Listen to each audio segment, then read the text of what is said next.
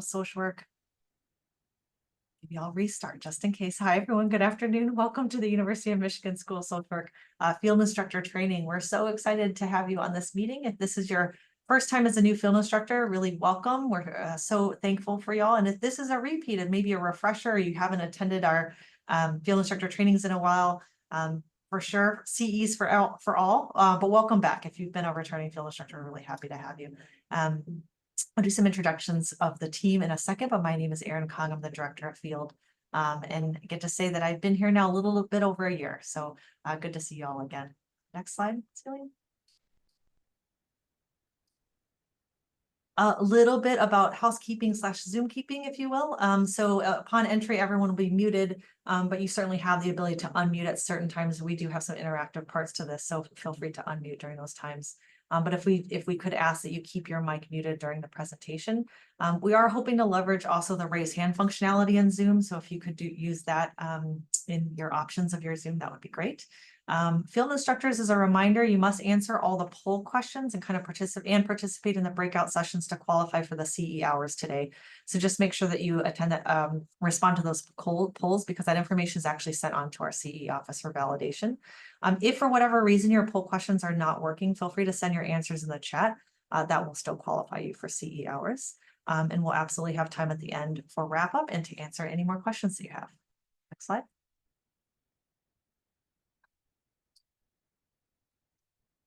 This is our agenda for today. I don't necessarily read it to you, but we're really excited to share with you today what is field education and go into some of the specifics of that. And I'm very excited to turn over to my esteemed colleagues to dig more into this. But again, this is kind of our overall agenda for today. Slide. I'd like to take the opportunity to share who we are. So I'm very excited to share that we're fully staffed as an Office of Field Instruction team here at U of M. Again, my name is Erin Kong. I have a background in healthcare before moving here a little over a year ago. Dr. Robinson and Professor Dadswell are the assistant directors in our respective online and residential spaces. And then the amazing team on the bottom row of this first slide are our program assistants, office manager, and field coordinator. Oftentimes when you're contacting our office for the first time, many of the folks on the bottom row might be your first contact. So, and many of them are on the call today, helping us out today. So thank you so much. Slide. And then our team of field faculty members. So again, you have been assigned someone on this slide, and we really value that relationship that you build over time with our field faculty. So they get to know your agencies and field instruction sites and the types of students that really thrive in your spaces.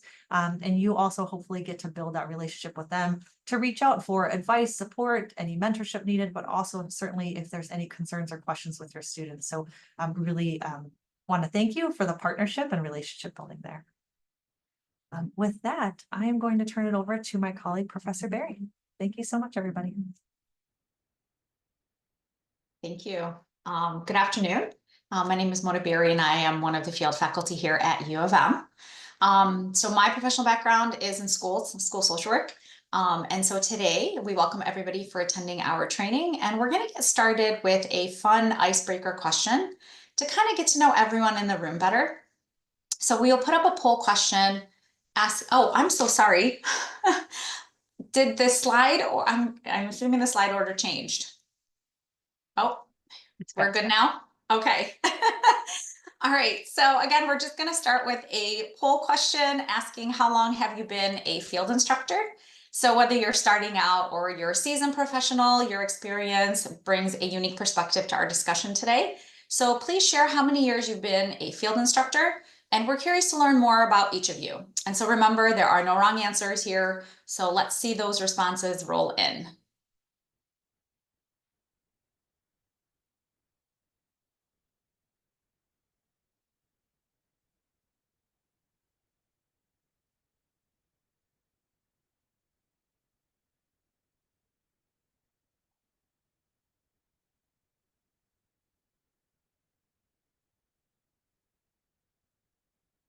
Just give it a few more.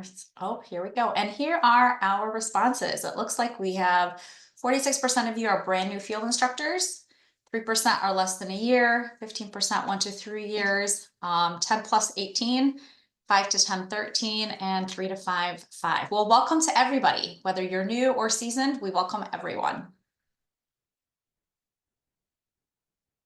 Okay, so as Erin shared, we are excited to share some information with you and get to know one another. So we're going to go over our learning objectives for today. So we're going to take a look into the role of field education and talk about how field experiences serve as a pivotal part of social work education, providing real world learning opportunities. So we'll talk about the differences between the role of the teacher and that of a supervisor and how those two unique roles contribute to student development. Research and our students tell us that effective supervision can make all the difference in the students' growth and success in their practicum experience. So we're going to spend some time both discussing and working through these important aspects of field education. And to understand best practices in giving and receiving feedback to our students, we'll discuss the art of constructive feedback, exploring strategies for both delivering and receiving it gracefully. So let's begin. I want to emphasize that your questions and participation are highly encouraged. Feel free to share your thoughts, experiences, and insights. We want to make this a dynamic learning experience altogether. Next slide, please. All right, so what is field education? Our MSW program and field education is known for asking students to take a moment to reflect on their experiences. So to ground us in this conversation, let's take a moment for some self-reflection. So what comes to mind when you hear the words field education? What does it mean to you? It's a concept that has different meaning based on our individual experiences. So reflect on what field education means to you.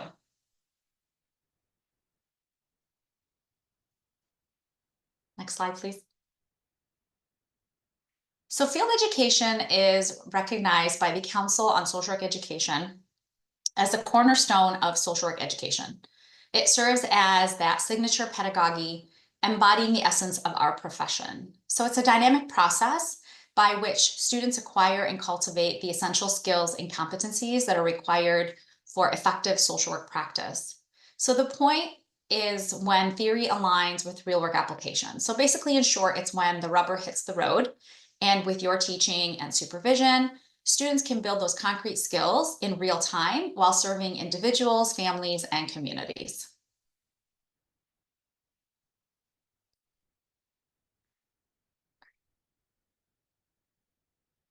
So the Council on Social Work Education competencies, as you see here on the slide, are the standards that all MSW students are working towards, regardless of their chosen pathway.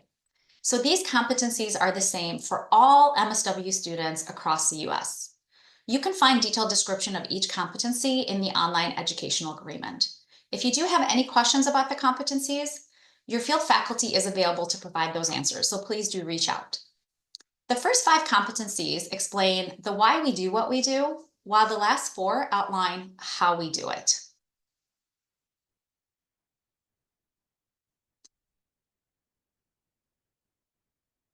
So now we'd love to hear from you.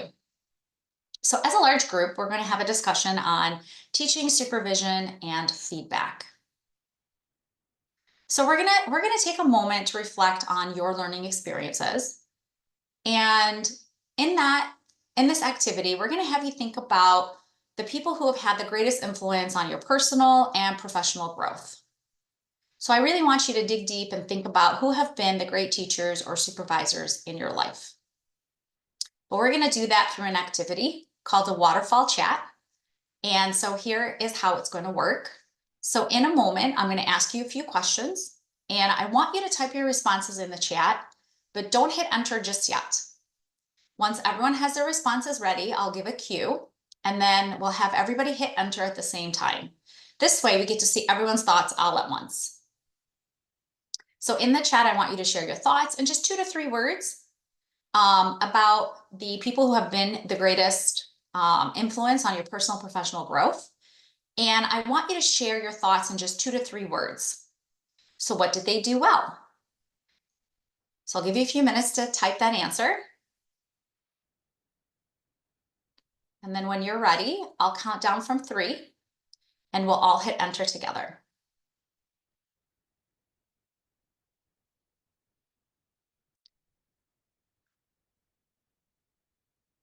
All right, ready? 3, 2, 1. enter. All right, let's see. Compassion, resilience. They encourage me, encourage talking, trusting environment, space to reflect. Yes. Empathetic, supportive, and understanding. Modeled, challenge my thinking, clinical skills. Yep. Assured support. These are all great. See, they keep coming in. Frequent check-ins, supportive, passionate. Very good. So equally as important, what didn't quite work for you in their approach? So right now, I just want you to type 2 or 3 words that describe what didn't quite work for you in their approach. So don't be shy, share your insights with us. It could be something as simple as they were unavailable, excessive micromanagement. We're eager to hear your thoughts. So I'll give you a few seconds to type your words and then enter. Inconsistent with supervision, not being available, dismissive, invalidating, yes. Loose expectations, micromanaging, different communication styles, being overcommitted, unkind, rude, indirect, rigid, inability to see student perspective at times. Yes. Yes, it's very key. Burnout, that is a big one. Very good. Now I want you to think about the kind of teacher or supervisor you aspire to be. What qualities and approaches would you like to embody in your role? And when you're ready, enter your response in the chat.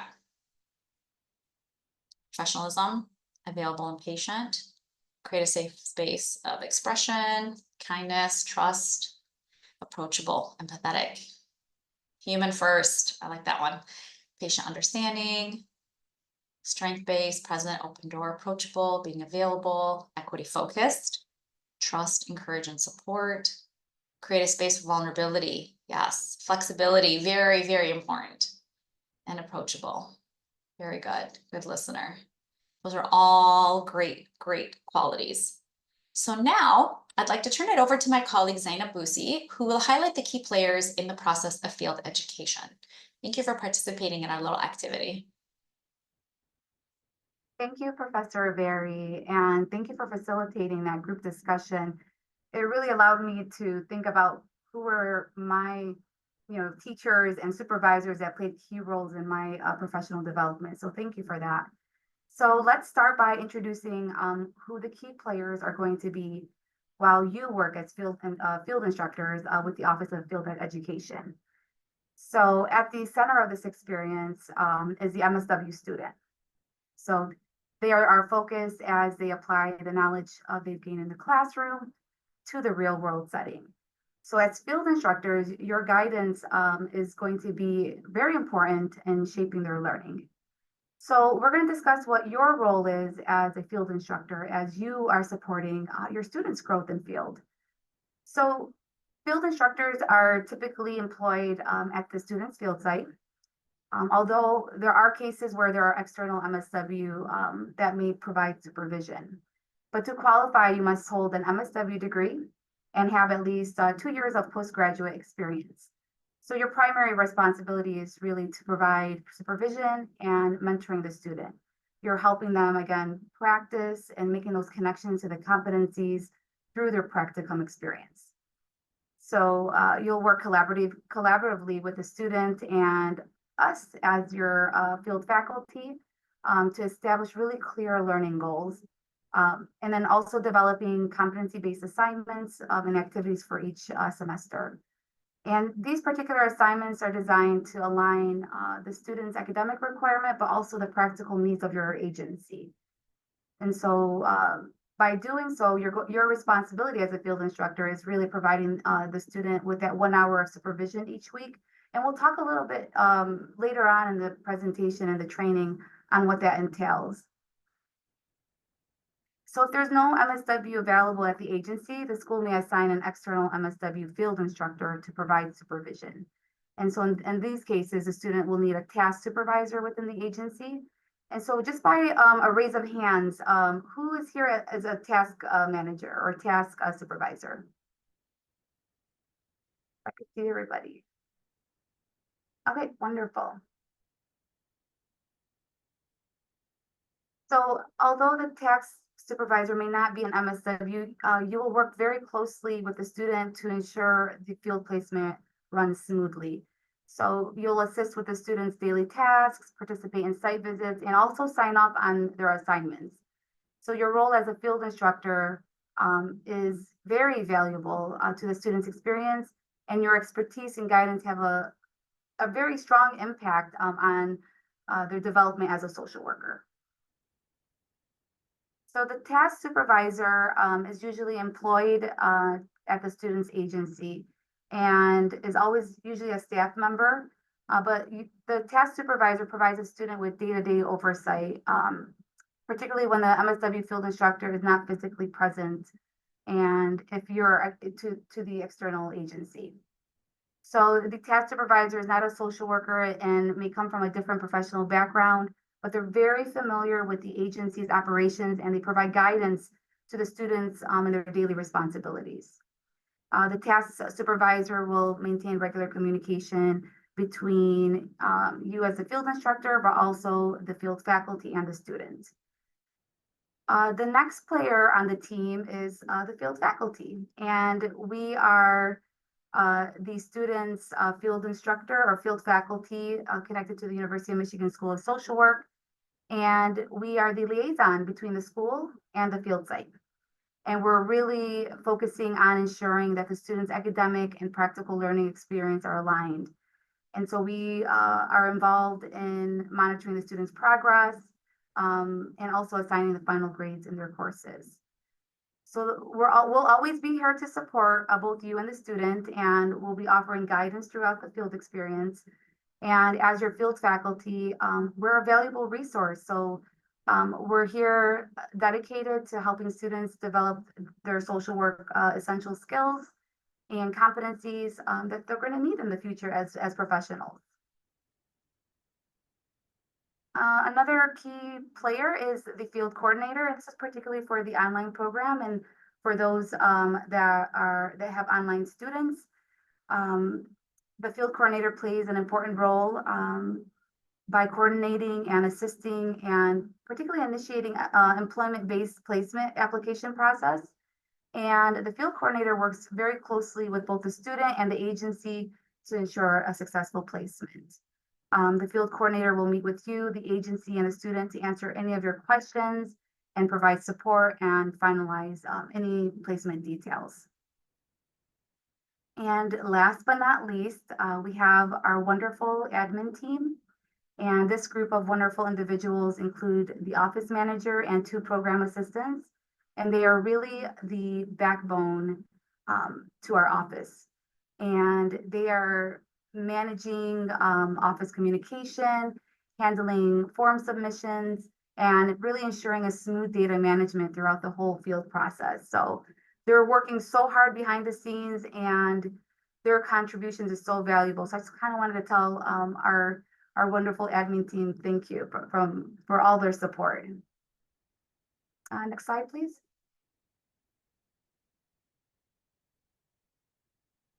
So considering the field instruction and your role as a field instructor, how many of you have thought of yourself as a teacher? And I just kind of want you to internally reflect on that. If you have, please raise your hand or click the raise hand for a reaction or a reaction button that you've considered yourself a teacher.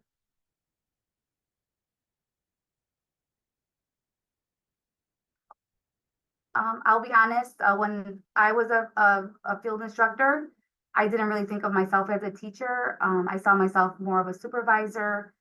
So I'm very curious to see if others also felt that way.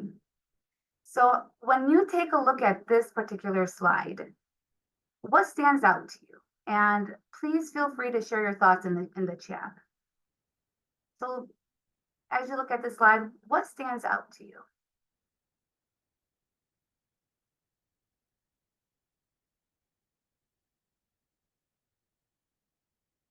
The teacher arrow is larger and it seems they go together. Teacher takes on a larger role. Teacher role is more important, more influence. I like that, Kendra. Both are part of the process, but teacher needs to be a stronger component. Thank you for sharing. So many of you are pointing out that the supervisor is present on the screen, but the teacher role is larger. And that's the key point. While supervision is essential, the teaching role in the field education is more extensive and it's a little bit more intricate in this role. So as a supervisor, your focus is really evaluating the student's performance and ensuring that tasks and responsibilities are completed. However, as a teacher, you go a little deeper. You're crafting learning experiences, assignments that align with the student's professional objectives. So your teaching really helps them connect, again, the theory with practice. You're building on their competencies and really reflecting on their experiences. So again, as social workers, whether you're in the program or you're in the field, reflection is such a key component to what we do. So I'd like you to take a moment and I want you to reflect on your own educational journey. And I want you to think of what was the most memorable classroom experience when you were in the MSW program.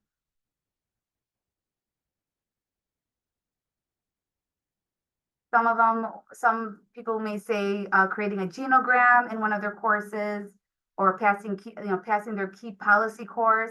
But I will say, after speaking to many social workers in the field, that most of us can say that our field experience was really, that made us really come alive as social workers. So field education is the bridge between, again, the theory and the practice. Next slide, please. So what's the difference between a teacher and a supervisor? So as field instructors, you're going to be balancing these two roles. When you first take a glance, you'll think they're very similar, but there are very different purposes in shaping the student's field experience when we dig a little bit deeper. So let's just begin by the teacher role. It's really, the primary focus is individual learning. You'll act as a facilitator, guiding and supporting the student's professional journey, but you're also tailoring the assignments to match the student's goals and developmental needs.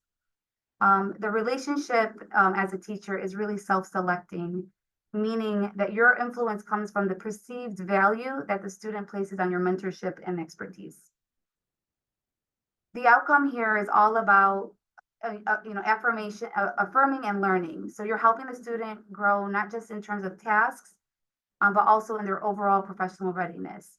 And the teacher role spans both the student's life and professional development.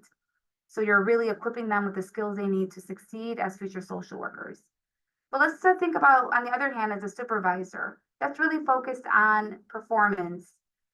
It's really focused on a specific agenda that's tied to the agency's need. It's focused on the relationship with the student that's more formal, and it comes with the job and overseeing their work. The influence in this role really stems from the position of power within the agency. And again, it's all about evaluating performance. And then the arena for this role is more task oriented. So both roles are important and they're very critical, but they differ in their focus and their relationship and their influence and outcomes. So in your role as task supervisors or as field instructors, you're going to be collaborating with the student, and engaging with the student to really begin thinking independently. You're going to help them grow, into their professional identity. But again, you're shifting them, you're shifting your mindset and seeing them as a student learner and not like a staff member.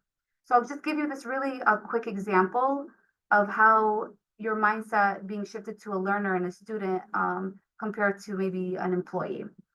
So if a student, I want you to imagine a student coming in late to your agency or to their field placement. As a supervisor, your instinct might be to issue a performance improvement plan, just as you would with any staff member. However, if you shift your mindset that this is a student learner, the situation really becomes a teachable moment. So instead of responding with discipline, you might frame it as, okay, this is an opportunity for the student to learn, to grow in their professional identity and connecting it with the technical standards. So not only does this correct the behavior, but it really instills the importance of professional values in the student. Kind of give me a thumbs up if that makes sense to everybody. All right, awesome. Next slide, please. Okay, we're going to be doing another poll question. In field education, the role of the field instructor is primarily focused on learning versus performance. True or false? You have a 50-50 chance with this one.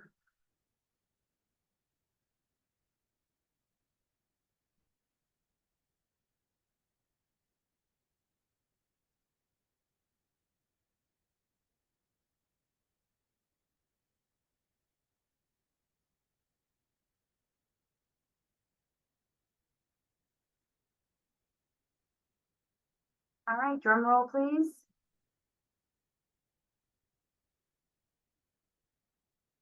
Should pop up some. All right, it's 89% is, and it is true. So it's true because field education typically emphasizes the development of knowledge, skills, and competencies throughout their field experience rather than job performance or productivity. So thank you all for listening and participating. And I am going to now pass my baton to Professor Amy Vantine, who will be talking about what to expect as a field instructor. Oh, I'm sorry, for Professor Peterson. Yeah. Hi, next slide, please. One more. Great. So what we're going to start talking about is what to expect as a field instructor. What are the nuts and bolts of just the hardcore part of the work? And so next slide. We thought we would open with our website. And so this isn't exactly our website, but this is sort of a way to get to our website. So there's one graphic not showing up, but when you go to the School of Social Work UMich website, there will be a tab at the top bar, which is, it says, you know, about, it has like a couple of pull down menus. The tab you want to go on is current. And when you click current, the pull down menu pulls down a lot of info. And what you want is the Office of Field Education. When you click that button, there will be a page for if you're interested in being a field instructor, and you're going to go to Field Instructor Resources. And so what I'm going to do is walk through with you. Celia, this is where I want to share my screen. So we're going to, oh, I need to send a request. Okay, so I'm going to just walk you through what I just said, and we're going through this quickly, but you will get a copy of the slide deck and you'll be able to see this. So when you go to that website from that page, oh, did I share the right screen? Is it showing the website? Oh, perfect. This is our main School of Social Work website. So where I talked about is if you go to the top and just go to current and just scroll right down to the Office of Field Education. That way you can get to everything on your own. Sometimes people say, oh, I didn't get the email with the link to the things that I need. This is your own map to paradise. And then here you'll scroll down, you're a field instructor, and these are all the resources that you will need to evaluate and grade your students, to sign off on all your forms. You are a current field instructor, and right here under tools and web form is everything you need. We have our slot management tool that we email you about to say, hey, do you want a student for upcoming terms? There's the placement verification form that you complete, and there's the link right there, and also the link to the educational agreement. I can't open these forms because I don't have students currently in field, but this is yours to take with you, and you'll have that. So even if you know something is due, we have due dates that you'll hear about, you can always go and get those items yourself. Okay, back to the slideshow.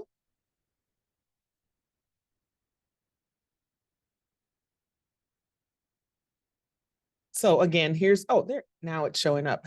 Gremlins, go, okay. I'm going to hand it over to Amy, and she's going to talk about more nuts and bolts for you. Thank you. Well, but did I hear you promise a map to paradise in that demonstration? That map to our website is to paradise. All right, you heard it here. You heard it here. Well, thank you. And yes, I'm Amy Van Tyne, one of the field faculty, and so glad to have you here joining us this afternoon. So, yes, I'm going to continue on with talking through some more of the nuts and bolts of being a field instructor, a task supervisor with us here. So, I believe it was Zainab that spoke a little bit earlier about the different roles in field education. I'm going to talk a little bit more about what is the difference with a primary field instructor, because we know that all students will have a primary field instructor, and some might also have a secondary field instructor. So I want to talk through that a little bit as well. So all students will have a primary field instructor, and a primary field instructor is typically a licensed MSW. In some cases, a primary field instructor may not be licensed in the state where they practice, but will be an MSW with at least 2 years post-grad. Some, but not all sites will have both a primary and a secondary field instructor. And when there is a primary and secondary field instructor, these instructors are sharing a student. Both instructors may be licensed MSWs, in which case one will just be determined to be the primary field instructor, which means that they're listed first in our record, but they will have the same responsibilities in sharing of those student responsibilities. A task supervisor, and not all sites will have a task supervisor in addition to the field instructor, but a task supervisor can be from any discipline. And a task supervisor is the day-to-day person that a student may interact with.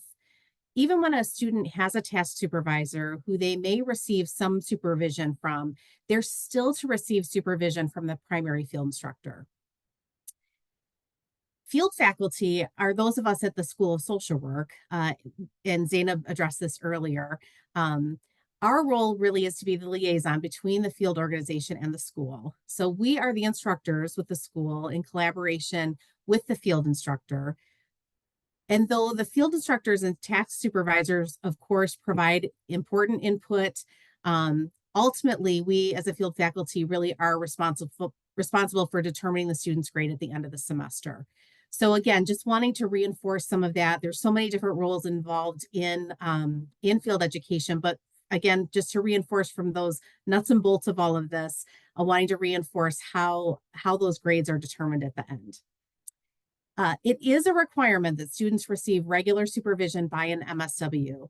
Given that the students are working toward earning their degree in the field of social work, it really is imperative that they receive supervision within the scope of social work practice. So students may receive supervision, instruction, and guidance from a non-MSW, and we understand the importance of interdisciplinary, interprofessional work and support students' opportunities to learn from various colleagues and through different roles within an organization. We know that great learning can happen from people from lots of different backgrounds and disciplines. And it is also really imperative that they're getting regular supervision from an MSW as well. So all of these individuals provide ongoing support for students and share knowledge, skills, and professional feedback with the student regularly. We also want to talk about the field schedule. So typical schedule for students is either 2 or 3 days in field.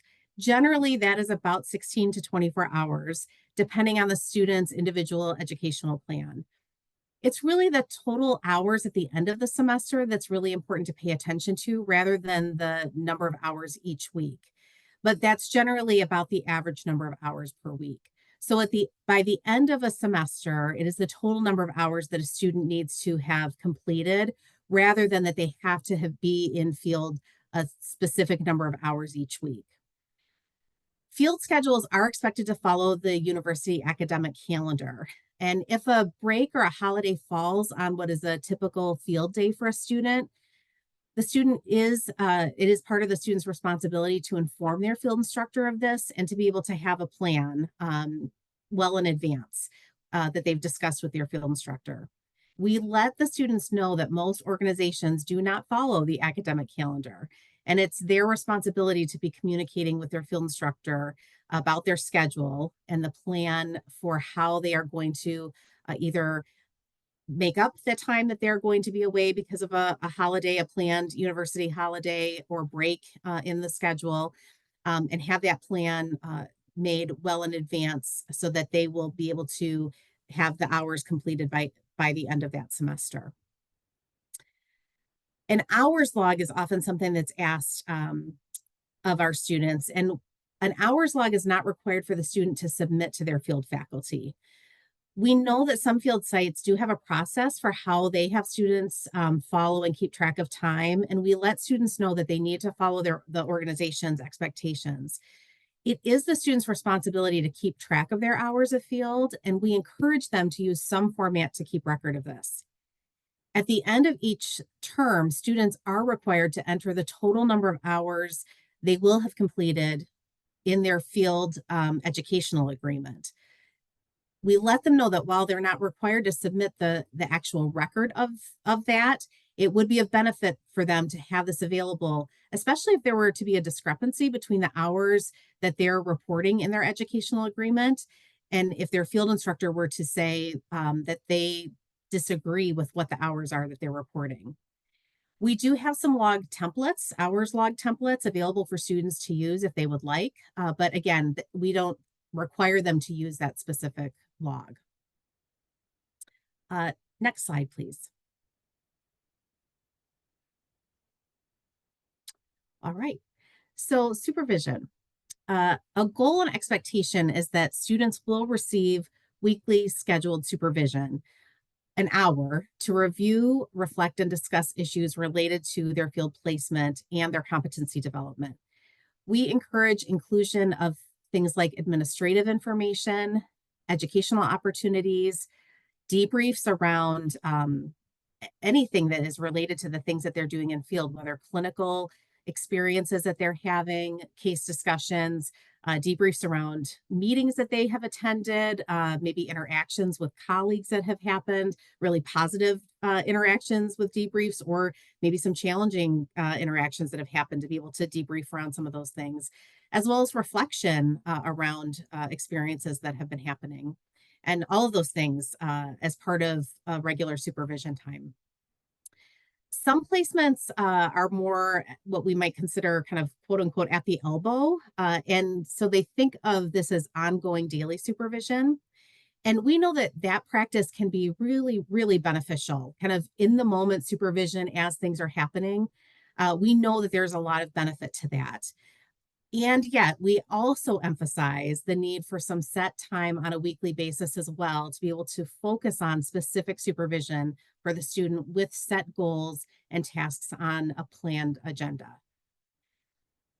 We know that some students may really struggle asking for a set supervision time, especially if they're physically with their field instructor much of the time. We know in some organizations, students may have their student space right within the same room as their field instructor.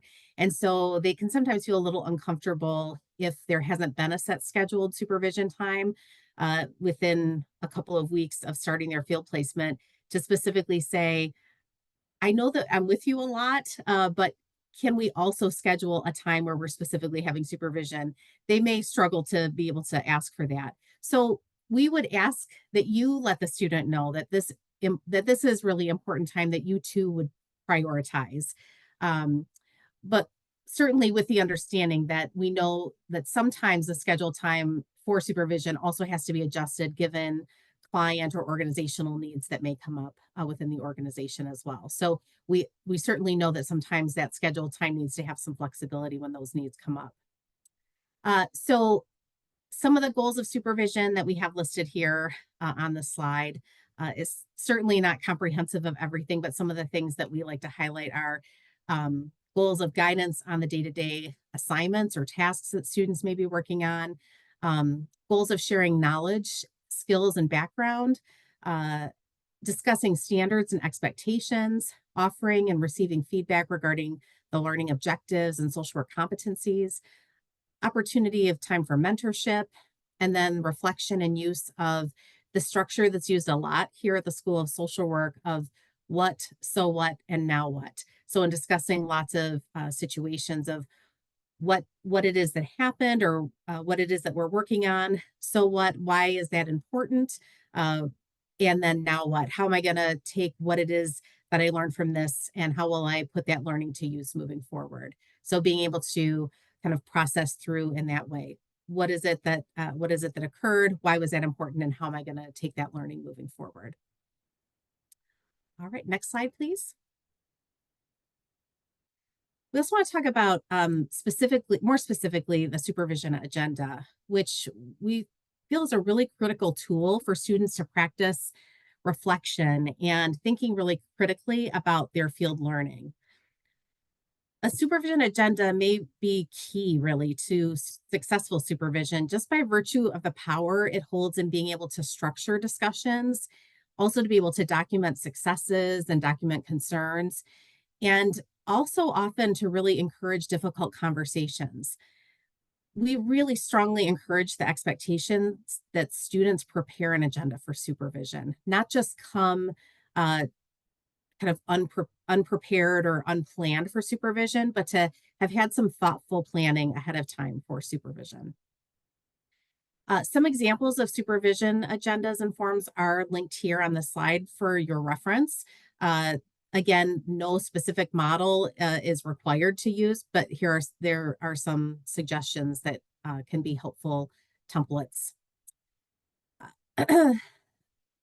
Just know that your student is not expected to turn in their document of log hours. They're also not expected to turn in any agenda for their supervision hours either. But again, we do emphasize that the use of a supervision agenda is a practice that we really, really encourage. We believe that it really helps to manage time. It provides an ongoing way to compile a list of topics to address. And it can help really keep track of what's been discussed in supervision over time and ensures a tangible way to see growth and helps ensure that reflection is prioritized. A lot of times those are things that can be overlooked in supervision because there's so much that can happen over the course of a day or over a week in an organization that sometimes taking time for students to be reflective in that supervision time is something that can be kind of overlooked. So having that on a supervision agenda tangibly as an agenda item helps to be able to prioritize that. So an agenda really supports a student's productive use of the supervision time and gives them ownership in their learning. I know as a field instructor myself for many years, I personally really appreciated seeing what a student planned for and prioritized on their own agenda, as it helped me have a better understanding of the status of the students' learning and growth, their own growth, and helped to guide, I think, really shared goal setting between myself and the student. I also found looking back on the agendas to be really helpful when I was completing ratings for their educational agreement at the end of each semester. So I was able to really look back over time and be reminded of the things that we had discussed over time. So these agendas can really be helpful tools over time. So some categories that can be included on supervision agendas are administrative issues, progress related to fieldwork site assignments, and developing proficiency on the corresponding competencies and practice behaviors. Reflection on this acronym PODS that we use at the school here a lot. PODS standing for privilege, oppression, diversity, and social justice issues. And also reflection on personal and professional growth, skill development, and the identification and development of key learning experiences as well. Next slide, please. So these listed here are the field assignments, and all students are required to complete these each semester. We often have students reach out asking if they have to do this again in a second or third semester because they say, well, I did it last semester, I did it in the previous semester, and the answer is yes. Each semester, each semester, students have to complete a placement verification form, and they have to select new competency assignments, and they will have a new educational agreement. We are focusing on their progressive learning each semester. So while the assignments are the same assignments, it's their progression of their learning each semester is what we're looking for. So the placement verification form, and there are links on these slides here as well. The placement verification form is an online document that confirms the fieldwork site, and they are linked here in the chat as well. It confirms the fieldwork site. It verifies the days and hours that the student will be in field. It checks that the student's field instruction credits are accurate. And it includes yes or no questions about safety, liability insurance, and vehicle insurance. The student will first complete this document, and it's then sent to the field instructor's email, which will request that you also electronically confirm that the information the student has provided is correct. It does go to you as the field instructor. It will go to your UMISH email. So please be sure to check your UMISH email regularly, especially if you don't have it linked to your primary email. We let students know that failure to submit this form by the due date, that deadline, could result in suspension of their field placement hours for the student until the form is completed. So it is important that they do complete that on time.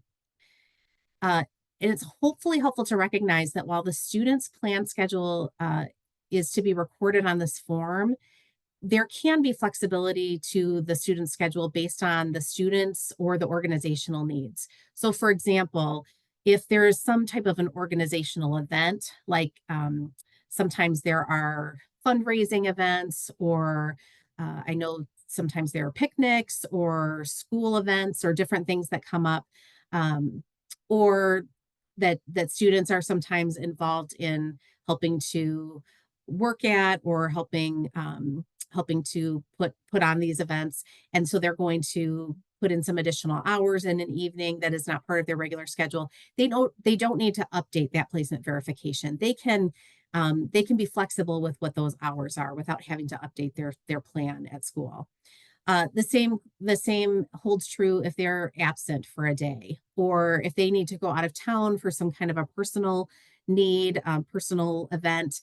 And so they're going to be away from field for a day and they're going to come in on a different day. They don't need to update these things when situations like that come up. There can be that flexibility. For this semester, that placement verification form is due by September 24th, but it can be submitted really at any time now.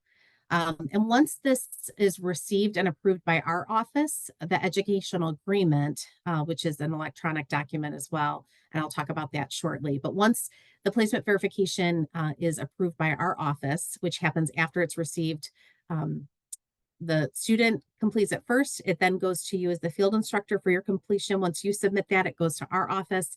And once our office is able to review and approve it, that's when the educational agreement would be unlocked and available to the student.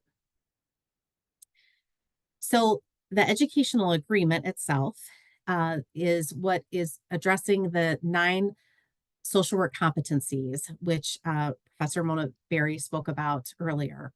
And it is an electronic document. And early in each semester, students, hopefully in discussion with you as the field instructors, will select one assignment for each of the 9 competencies. And that was on a slide that Mona shared earlier. In most cases, students will have 9 assignments, one for each competency, to provide what are called justifications for how they've been working toward the competencies, really meaning how do they justify their work and their development in each of the competency areas. There are some students who may have additional assignments if they're both in foundation field and advanced field at the same time. Mostly those are hospital-based placements. And those students, we always inform them and we talk with them about why they would have some additional assignments. But again, mostly those are hospital-based placements. Assignments for this educational agreement come from a drop-down menu, and students will select from this drop-down menu one assignment for each competency. Again, we ask them to select the assignments. We ask them to have conversations with you as their field instructors so that they are selecting an assignment that will make sense for the things that they will be doing while they're in their field placement. And we say to be able to do that in conversation with you because you'll be able to give them some guidance around what they're most likely to have some opportunity to have some experiences with as they're moving through the semester. So throughout the semester, then, students are to add to their justifications in their educational agreement, and we strongly encourage them not to just wait until the end of the semester to be writing out their justifications. As they're writing justifications, we're asking them to use really specific examples of what they did. using action words. And we, again, we're encouraging them to use a process where they're talking about what it is that they did, what they did was important, and how they're going to continue taking that learning moving forward to really justify their learning. We strongly encourage them to be reviewing their justifications and talking about these competencies and supervision on a regular basis. We, again, don't want them to wait on this until the end of the semester. We're hoping that this is something they are bringing to supervision very regularly. So please review and discuss this with your student. Ask them what they're writing for their justifications. And if in your conversations, you're noticing that it doesn't seem very comprehensive, we would really encourage you to ask them to edit it or add to it. We really would love for you to kind of partner with them in really encouraging them to add a level of detail and really help them understand those connections to those competencies with the experiences that they're having. Then at the end of the semester, when the student submits their completed educational agreement, that will automatically then be sent to you as the field instructor to your UMich email. And this is where you will need to access the document in your UMich email to be able to complete your sections of that educational agreement. In the first and second semester, generally speaking, you are going to be completing competency ratings, which we'll talk about shortly. And there are areas for you to be able to write some brief comments as well. All of these things together are brought together to evaluate learning, but also in developing the skills that students will be needing to be prepared as a professional social worker. So being able to succinctly but comprehensively speak to what they have done, their understanding of the importance of this and how they continue to engage in their work with this knowledge will be of really great benefit as they're interviewing and or networking in the future. So we try to emphasize that this is not only for them, this work is not only for them to do as an assignment for school, but it's really about practicing also how they speak to the learning that they've been doing as they are getting prepared, moving toward graduation and potentially for interviewing for positions as well. All right. Let's see. So again, we just ask for you to please be reviewing assignments and competencies during supervision on a very regular basis. And we are going to be discussing a little bit more on the next slide. Yep. Can you go back 2 slides? Yes, yep. Professor Peterson, thank you. All right. Part of, as we've shared, one thing I want to say, we're giving you a lot of info. What we want you to know is that we are your partners in this process, and there's no quiz at the end of this. You pass, everybody gets an A. But if you have questions and you want to refresh your course, we are available to provide support. We will also give you a copy of our slide deck. And sometimes we're recording this, so you'll have access to this info, but you'll also have access to us to walk you through, talk you through if you need it.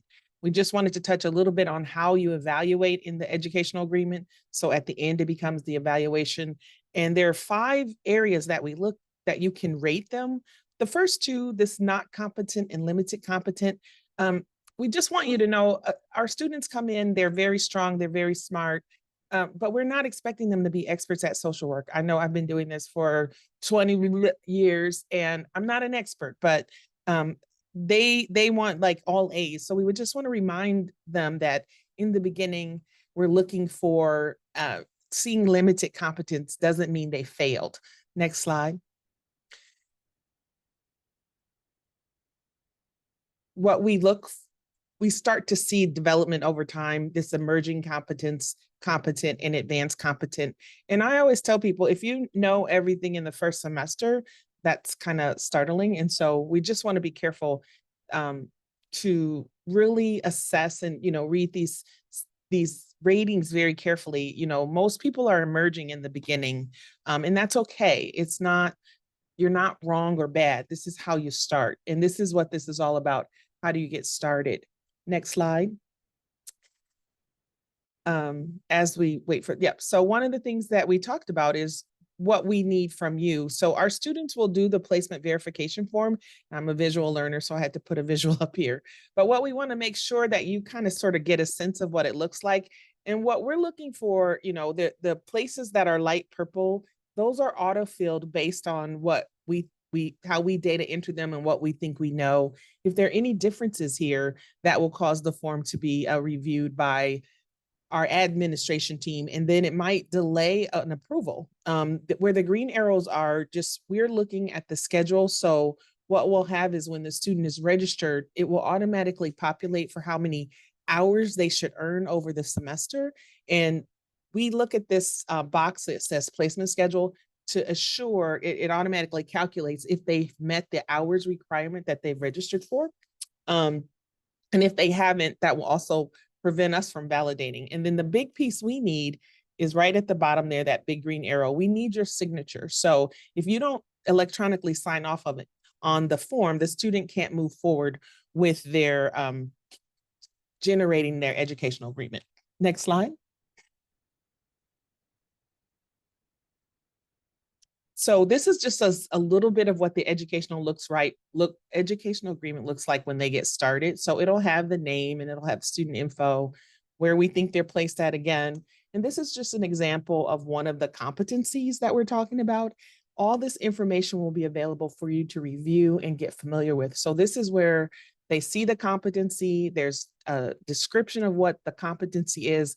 And then when they select an assignment down here, they're saying, this is what I'm going to do here this semester. The educational agreement covers their time while they're in the field. I always call it the contract to determine the learning while they're there. And again, you will get time to look at this, and don't worry about trying to remember everything today. Next slide. Another important part of this learning process is a site visit. And just like the educational agreement and the verification form, there's a site visit every semester, and that's with the student and their field instructor, and then they reach out to us, the field faculty. It can be in person on Zoom. They're scheduled throughout the semester, but after the midpoint, usually after the verification form is due, the student is responsible for arranging the schedule, and they need to talk to you, not throw it up on your calendar. So we will facilitate the discussion, and we're going to talk about how are they learning? How is that connected to the competencies? We're going to ask about the pods. You know, we ask them to reflect on privilege, oppression, diversity, and social justice. We're talking about the integration between coursework and fieldwork. And we're going to talk a lot about supervision. How is supervision happening? How are they learning? How are they growing? They shouldn't be groaning. We want you to engage in dialogue with us and let us support you in helping our student become our future colleague. Next slide. Additional student assignments. Our students are required to complete what's called a key learning experience, and that can be whatever they choose. And there is, if you click on the link here, and there's also, we've been putting the links in the chat as well. This is where they reflect on something that maybe did work and maybe didn't. There is a chart and there's examples, and we have an exemplar copy there. And this is for them to think about what is something that really impacted them and how can they apply that what, so what, now what to that experience.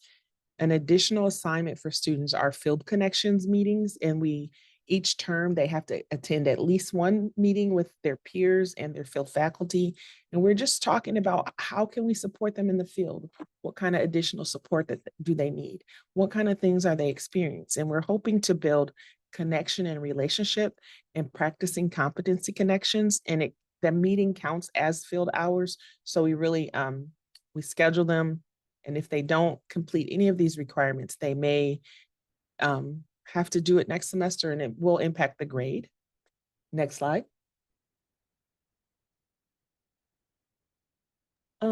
So we talk about, okay.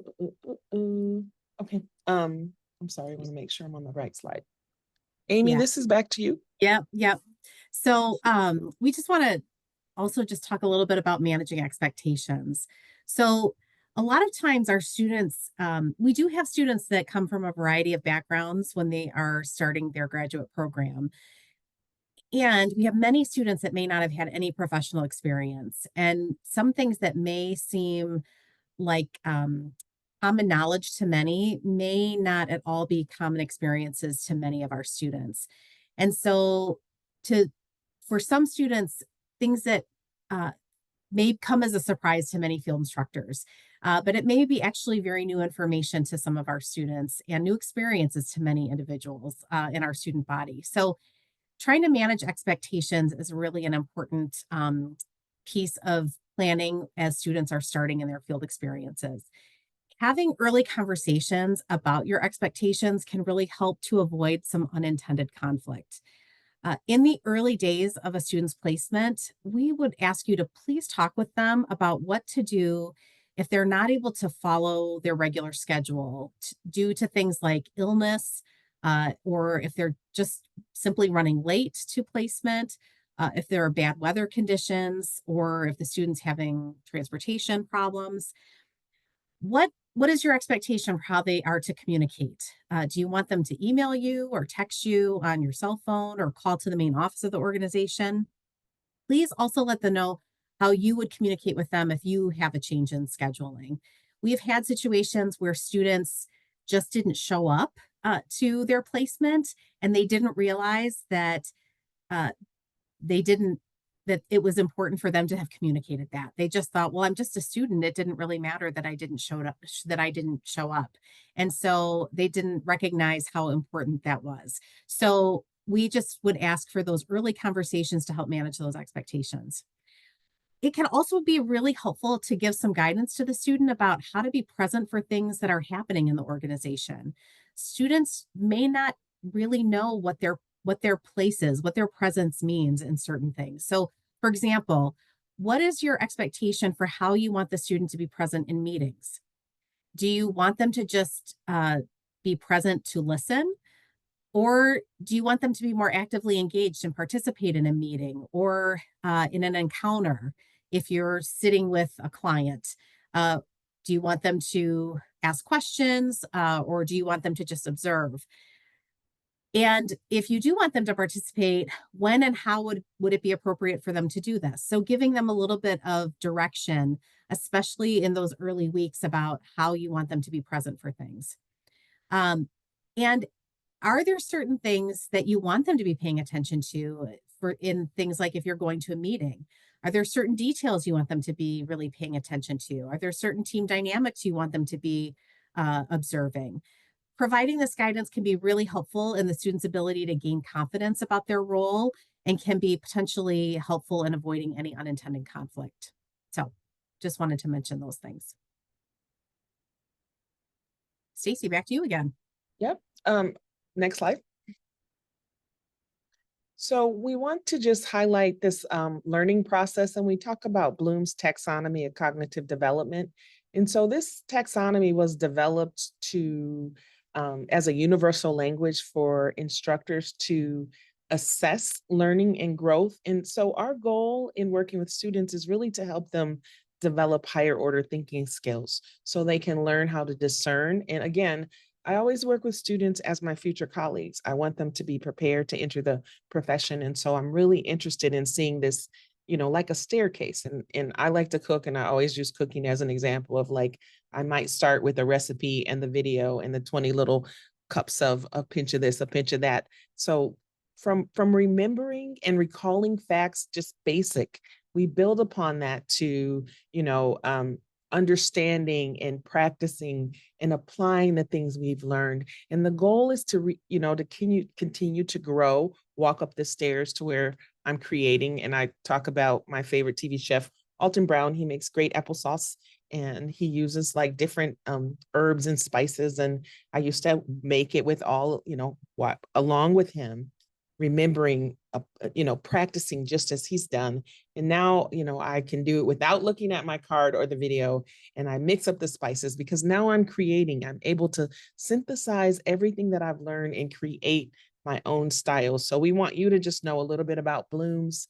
Again, it's all over the internet, but this is a great way to think about evaluating a student as they go. Next slide.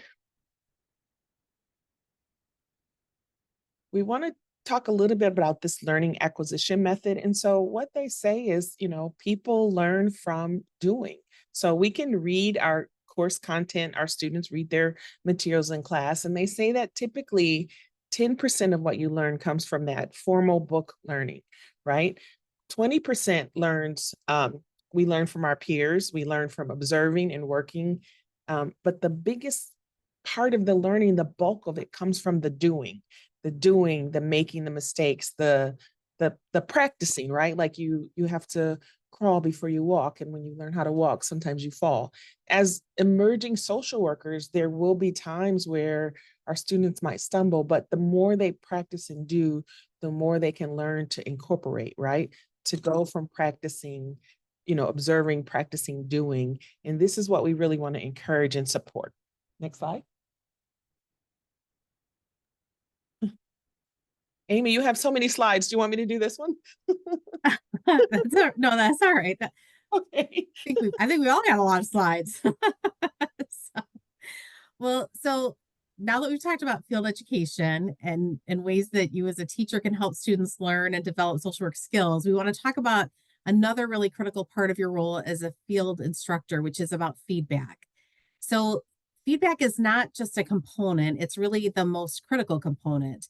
And so we talk about it in our little planning group here is about kind of the secret sauce that spices up the learning experience. But the thing is that it's not a one-way street. And we don't ever want to think about being here to just dole out feedback, but that as field instructors and teachers, we're hoping to create a relationship in an environment where we want to be able to give feedback, but also receive feedback from students too, so that it's kind of like a dance where we're both partners and moving in sync, constantly learning and improving as ourselves, and that we are also helping our students to learn and improve as well. So we often say in our teaching and social work that we are all teachers and we are all learners. We're saying that all the time. We also know that giving feedback can be hard. And we know that sometimes it can feel like when we're giving feedback that we worry about sounding harsh and we don't want to sound mean, or we don't want to feel that we're being misunderstood. And we know that even though people usually say that they're open and want feedback, people say that all the time. Oh, I really want feedback. Yet we know that it's often really difficult for people to actually receive feedback. So one way we try to get away with giving feedback, because it feels less risky, is this use of what has been referred to as the hint and hope method. And we've all been there trying to use that, where we drop subtle hints, kind of crossing our fingers and hoping that our message will get across, kind of dropping little subtle hints here and hoping over here that someone's going to understand what it is that we've tried to mention. But we know we can we know that we can do better. We are social workers, and we know that we can do better.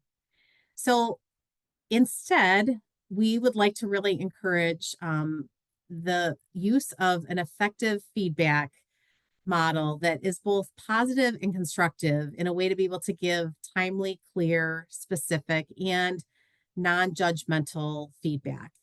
And we in our office we're trying to use this more and more. It's called the STAR method, which STAR is an acronym used for situation, task, action, and results. So it's a helpful method for effective supervision. When you encounter a situation, first identifying the challenge and expectations. Next, it's speaking to the actions taken, and then discussing the results with the impact.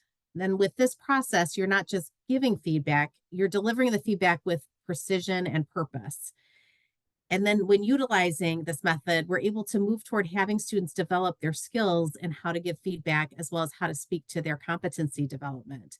And they can also demonstrate their experiences through specific examples. So next slide, please. We have a table here that gives a little bit more, this chart that outlines the STAR method and helps to be able to narrow on these specifics a little bit more. this chart itself is more specific to interview questions, but we think that these questions can really be used to be able to help focus on any kind of feedback, really. So if you look here, the S again, which is for situation, is really helping to provide a context. So what is the background? The T is for task, describing the expectations and what needs to be done. The A for action, what did you do? And the R is for results, what was the outcome? So following these steps, again, supports your ability to give clear and direct feedback. So throughout this process, we want to encourage you to remember the importance of seeking positive solutions rather than assigning blame. It's really about fostering growth and improvement within the field education journey. And there are some additional tools for you that we'll share after at the end of the training. There's some other methods of being able to provide feedback as well that we have also used in the past. So we'll have some of those other suggested models as well as some links that you will have access to at the end also. And we will have some breakout rooms for you to be able to practice the STAR method shortly here too. All right, next slide, please.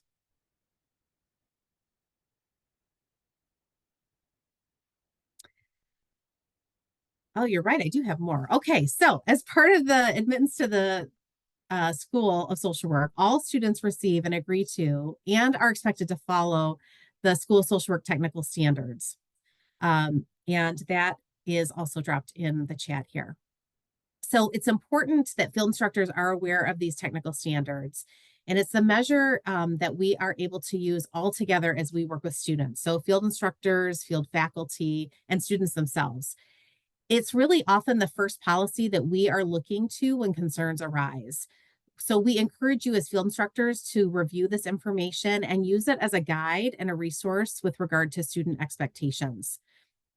These standards not only focus on academic performance, so things related to how students are in their class, how they are engaged in class activities here at the School of Social Work, but they also emphasize abilities and attributes that are essential for the profession and how they are engaged in their field experiences. And it includes things around communication, intellectual and cognitive skills, and emotional and behavioral readiness. In terms of communication, it includes things around timeliness, effective verbal and nonverbal skills, and ability to listen objectively. Things that are included in intellectual and cognitive skills are things including critical thinking, application of problem-solving skills, knowledge to inform practice, willingness for reflection, taking responsibility for actions and considering the impact to others. And in this section, it also includes things around attendance, being punctual and dependable, managing time, observing deadlines, and accepting and integrating constructive feedback in the classroom and in field. And then in terms of the category around emotional and behavioral readiness, things including seeking appropriate help to ensure personal needs do not interfere with performance, adapting to change, maintaining respectful relationships, and demonstrating progression in the social work competencies. So those, again, are the technical standards and things that we often are looking at as a first line tool for us to go to when there are concerns that arise when things are happening in field. All right, next slide, please. And I will send this back to Mona.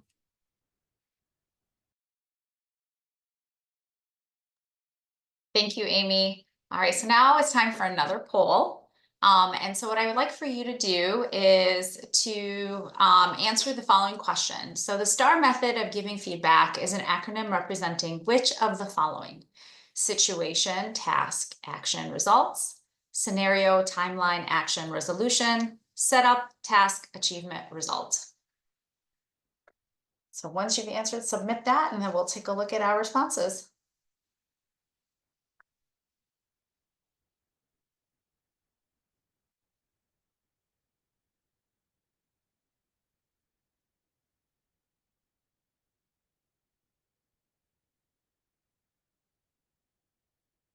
All right, nice job.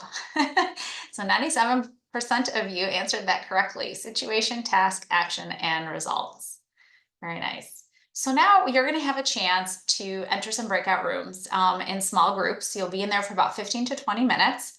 And since we've spent some time talking through the why and how of field instruction, as well as utilizing the STAR method to provide that specific constructive feedback, you're going to take some time to, like I said, to break into some small groups and breakout rooms. And each breakout room will be assigned one of our team members from the Office of Field Education, one of our field faculties, to practice using STAR and discussing tips for providing supervision and teaching in field. So you'll be assigned a breakout room. As soon as that pops up, please join that breakout room, and instructions will be given in that breakout room.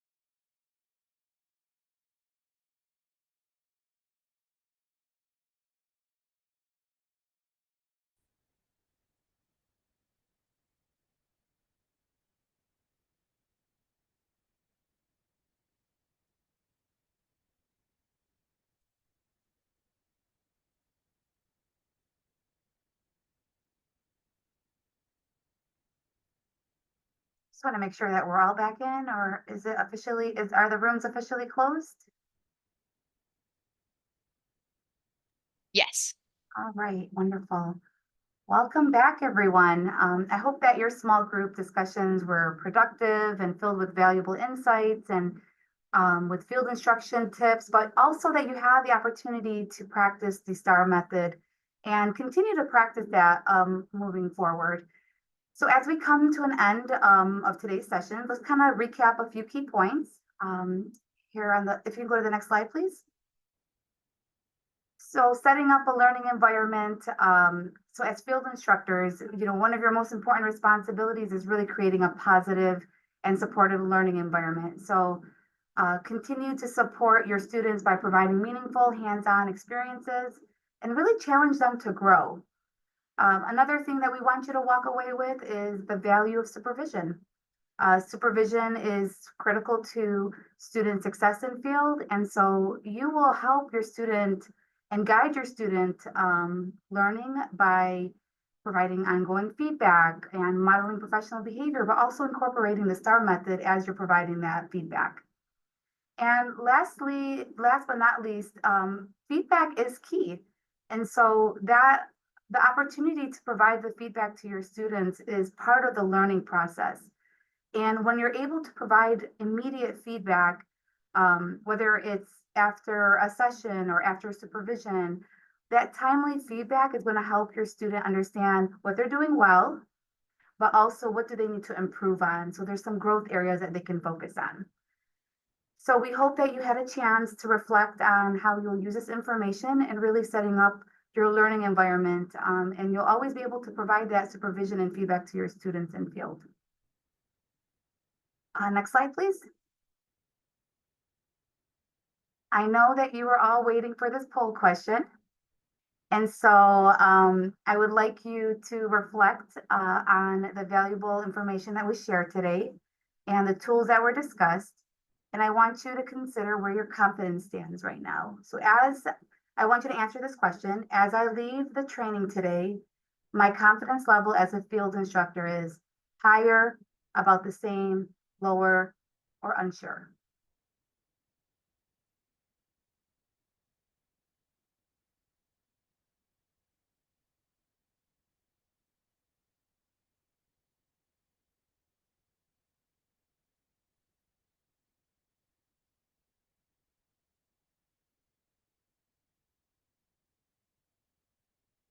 All right. So higher or about the same. Thank you. I think this is really great feedback for for us to know about our presentation, but we're also open to any feedback that you'd like to share and how we can improve this training and presentation. So please feel free to let us know. So thank you for participating in that poll question. Next slide, please. So as we continue on with this presentation, just a quick note about continuing education CE credits. The CE survey will be sent to you within the next 3 to 5 days.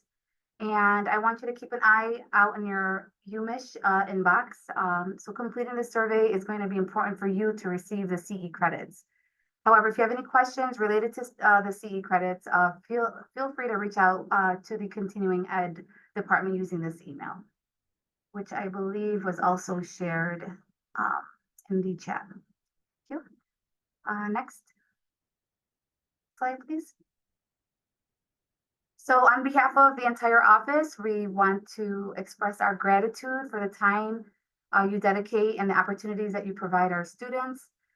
Graduating and graduated students frequently share with us that their field placement experience was really important and pivotal for their preparation for their career post-graduation. So that is not a surprise to us, but one way for us to thank you is to offer these field instructor trainings with CEs like this one. So please check out other field instructor benefits for active field instructors through the link which is provided in the chat. And this includes information about other CE opportunities, access to the U of M library, educational resources, M-Card, discounts, reflection journal, and other cultural events that you can participate. So these are just small ways for us to express our appreciation for all that you do and all your commitment to field instruction. So please know you're making a tremendous contribution, not only in the lives of our students, but also to our profession. So thank you. Next slide. We always talk about the toolbox where we have our tools. And so these are just additional practical tools that we think that would be helpful for you to explore and to research in providing effective supervision and feedback. So we have the engaged feedback, which focuses on particularly just giving feedback. We have the SBAR method, and we also have the SBI method that, when you have the time to, again, explore and research and learn how you can incorporate this with your field instruction. Next slide, please. And that's a wrap. So we're going to give this time for you to ask any of us any questions. So please, you can unmute, raise your hand, send the questions in your chat. But thank you for participating in today's training. We appreciate it.